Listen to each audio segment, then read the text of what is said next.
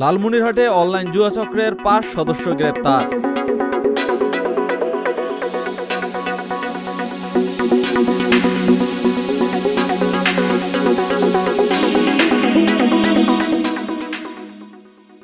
লালমনিরহাট জেলা গোয়েন্দা শাখা ডিবি পৃথক অভিযানে কালীগঞ্জ উপজেলার চন্দ্রপুর ইউনিয়নের উত্তর ৩২ এলাকায় অনলাইন জুয়া চক্রের ৫ সদস্যকে গ্রেপ্তার করেছে। এ সময় তাদের কাছ থেকে ৬টি মোবাইল ফোন ও ৮২টি অবৈধ সিম কার্ড উদ্ধার করা হয়েছে। ডিবির একটি আভিযানিক দল বুধবার মধ্যরাতে গোপন সংবাদের ভিত্তিতে এ অভিযান চালায়।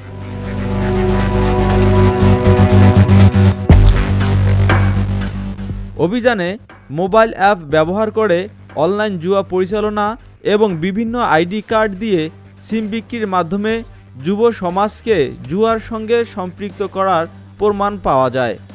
প্রাথমিকভাবে নাজমুল ইসলাম, রফিকুল ইসলাম আকাশ, মেহেদি হাসানকে গ্রেপ্তার করা হয়।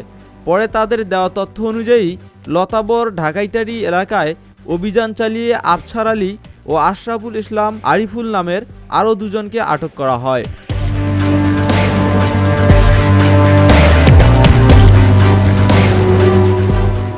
ডিবি সূত্রে জানা গেছে, গ্রেপ্তারকৃতদের মোবাইল ফোনে ২৩টি অনলাইন জুয়ার অ্যাপ ইনস্টল ছিল।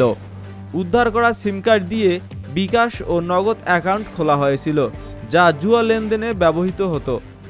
এ ঘটনায় সাইবার সুরক্ষা অধ্যাদেশ ২০২৫ অনুযায়ী কালীগঞ্জ থানায় মামলা দায়েরের প্রক্রিয়া চলছে।